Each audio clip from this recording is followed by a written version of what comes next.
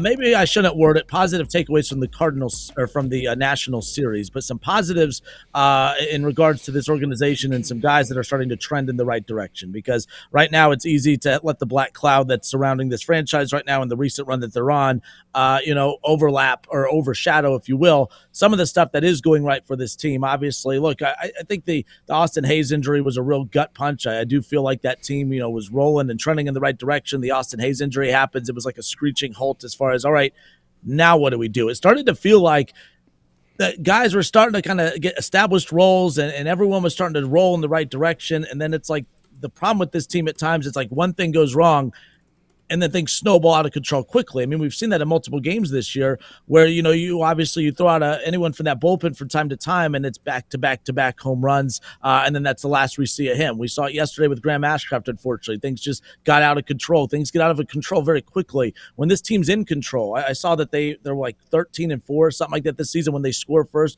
When they score first and they're in control and they're dictating the pace of how the game is played, Reds are very, very good. When things aren't going their way and they have to try to fight themselves into a win or to regain control of a game, it seems to snowball out of control very, very quickly. And I feel like that's the mentality of the team at times too. I feel like the Austin Hayes injury really kind of triggered this team a bit to where people got out of rhythm very, very quickly. Obviously the lineups change, guys coming in and out, playing, not playing, all that fun stuff. But there are some positives to take away as of late. One guy that we've been beating up on all season, even multiple times, saying does not need to be even in the lineup, needs to be on the IL, is Spencer Steer. Not only is he starting to hit the ball really, really well, but we've actually seen him physically out in the field, playing at first base, hitting the hell out of the ball right now. I do think it's a major positive takeaway to see that Spencer Steer is starting to turn that corner. Some people were not patient with him. Other people were very patient with him. How are we feeling at least about the production of Spencer Steer? We started to notice it Friday that he was trending in the right direction. You had that National Series in there. He was fantastic. He was great against the Nationals. He's trending in the right direction. How are we feeling about the production of Spencer Steer, who's not just getting hot at the plate, but obviously getting some time in the field at first base? Yeah, I think that Spencer Steer being good is crucial to the success of the Reds. If they want to have success, he has to play better. So it's great to see. It's great to see him improve slowly. Hopefully he's able to continue this. I mean, that's the only thing I can say is I just hope that you're able to continue this little stretch here. I don't need him out in left field. He's not a good left fielder anyway. So if he can play first base at a serviceable clip and he can hit and get on base while he's at first base, then yeah, I'm gonna be very, very excited. Spencer Steer had 90 RBIs for this team last year. He had 20 home runs. He had 20 plus stolen bases. The guy's really, really good at baseball when he's on. And for a Reds team that struggles to find offense, you need him to be there. You need him, and it's important. Yeah, and I mean, the sample size is getting bigger, so it's more and more encouraging. Over his last 61 at-bats in 15 games, he's hitting almost 280, 8 of his 11 RBIs on the year, 2 of his 3 home runs on the year. Spencer Steer can get back to form. This team looks a lot different. It's very similar to the conversation we had about Noelvi Marte a couple weeks ago. With Candelario being so bad, having Noelvi Marte play to a level you didn't expect, that means a lot. With CES being out, if Spencer Steer can get back to the form he was in, obviously Spencer Steer's a little bit different of a boat. He had to be a contributor on this team no matter whether we were healthy or not, but it just raises how important he is now that we need him at first base. So I think it's absolutely massive for this team that Spencer Steer, is getting back to the bat that we know him as, and I would be in zero rush to play him in the field. He's completely fine at first base. He's probably done DHing with the whole 3-catcher debacle we're in now. But I think he's certainly a crucial piece to this team and need him to be hitting like Spencer Steer if we want this team to be any good. Only 4 games in the month of May, obviously, and a lot of his success as of late does bleed into the tail end of April. But again, in just the 4 games that he's played in so far in the month of May, 6 of 15 at the plate. He scored 3 runs, a home run, 3 RBIs, and most importantly, not going up there and hacking and striking out. Only 2 strikeouts in his last 20-plus at-bats. So obviously disciplined at the plate as well, and obviously being able to play at first base to be able to stretch out opportunities to put other guys in that DH spot, as Jacob just mentioned, which segues into our next positive talking point of the Reds. Getting Tyler Stevenson back over the weekend, obviously that got overshadowed by losing 2 of 3 against the Nationals. Unfortunately, that's been the big talking point coming out of the weekend. It should have been about the fact that the Reds They, may have lost Austin Hayes for a short stint, hopefully a very short stint, but they do get Tyler Stevenson back. Obviously, there's not a lot of teams that are getting more production out of their catcher room at this point. The Reds are getting massive amounts of production from their catcher room. When you look at, Austin Wynns and Trevino, who we've talked about a lot on this show, now you get Tyler Stevenson back, who was hitting 130 in AAA during his rehab stint. And then he shows up right away and is already producing right off the bat. Not only is it good to have Tyler Stevenson back, but get Tyler Stevenson back and him produce at the same time. That's a pretty good uptick for the Reds to have another weapon back in this lineup. Yeah, 3 games, 3 hits, 2 doubles, and a home run. I don't really know what more you want out of Tyler Stevenson. I saw a lot of questions on, I believe it was Saturday, that he was back behind the dish. A lot of people asking whether that was the right move this early in his rehab assignment, whether it would be, or not rehab assignment, this early in returning from his rehab assignment, whether it was a better move to have Trevino be the behind the plate guy, especially with how he's done so far this year.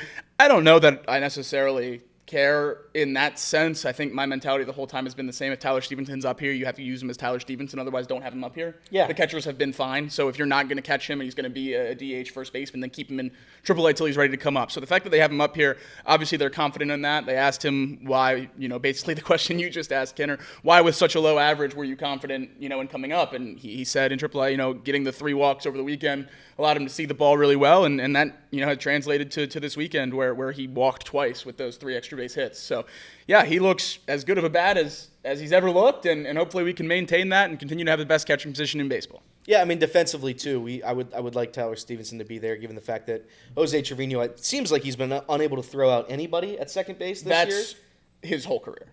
Is that right? Yeah. So I would like somebody with an arm back there that can play the position and do it well. Tyler was great last year. Hand up. I might have been out on Tyler last year. He's been very, very important to the Reds. So good for him.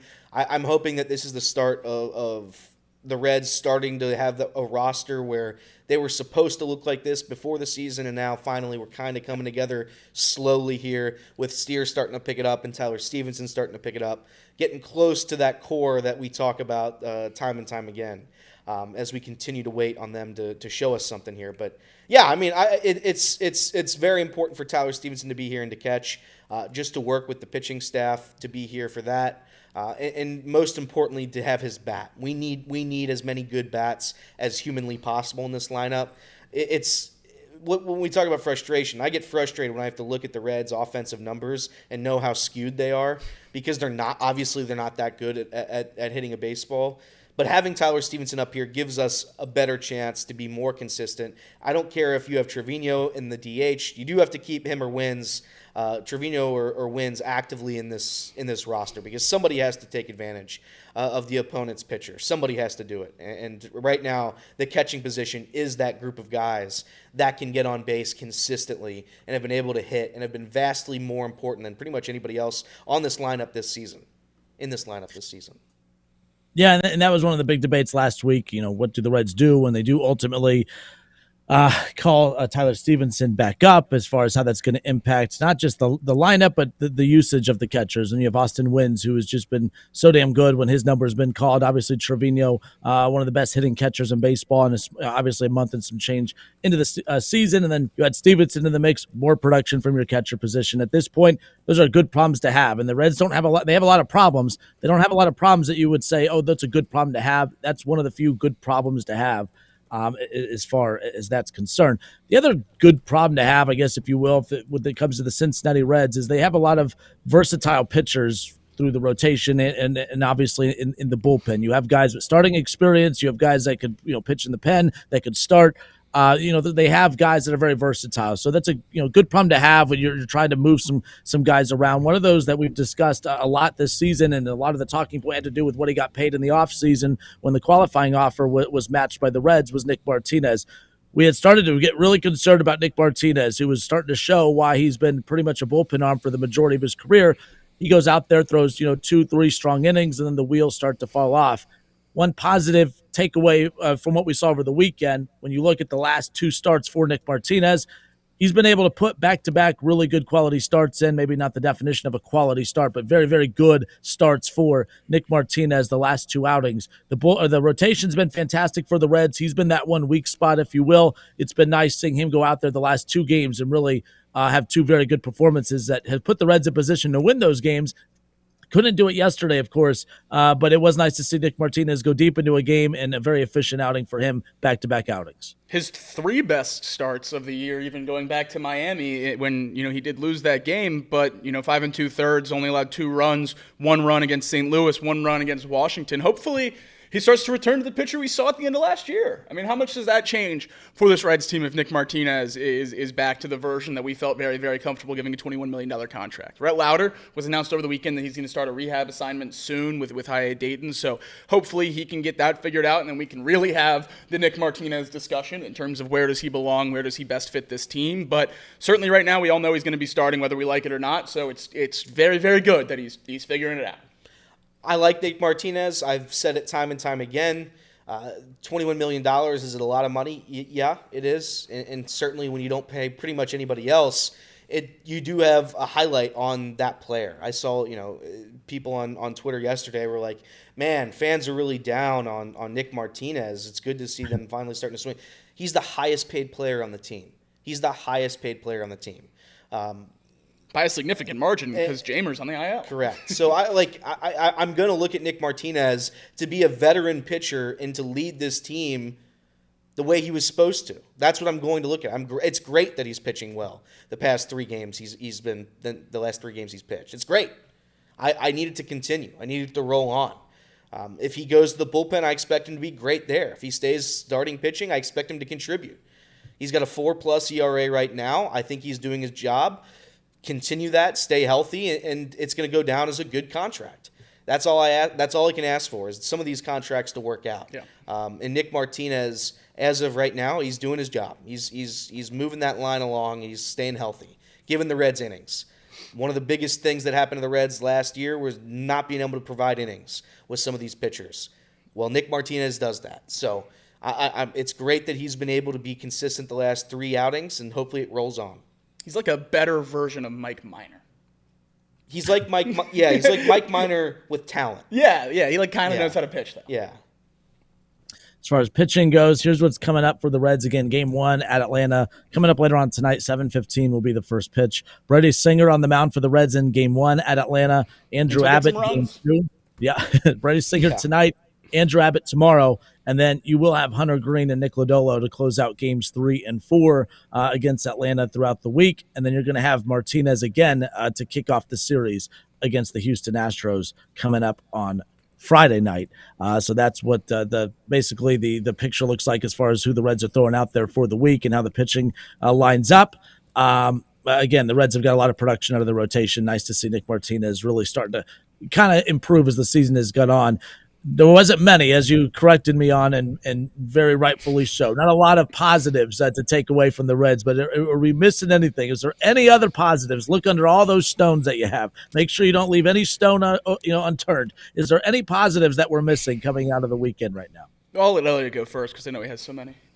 I mean, if you wanted to say anything, Matt McClain, I guess, had an okay series. He was getting on base, which is more than I could say the past 2 weeks. Yeah. Outside of that, I mean, there's not a ton. I think Jake Fraley's still improving. I know Jake Fraley's not the guy anybody wants to see anymore. They want Will Benson up, and I understand that. So Jake Fraley's been playing a little bit better. Santiago Espinal's awesome. I mean, awesome. Santiago Espinal is going to go down as the most underrated player on this Reds team. Yeah. And he is miles and miles away what I want all these players to be. The guy does not strike out. He comes up in clutch moments time and time again. He delivers big hits. He's awesome. He's a great defensive replacement. I'm sure there was a time last year where I mocked the Reds for giving Santiago Espinal such a big leash on this team and playing as much as he does. I want Santiago Espinal borderline in the lineup every day at this point. If he has to go play left field, he can go play left field because I think he can do it.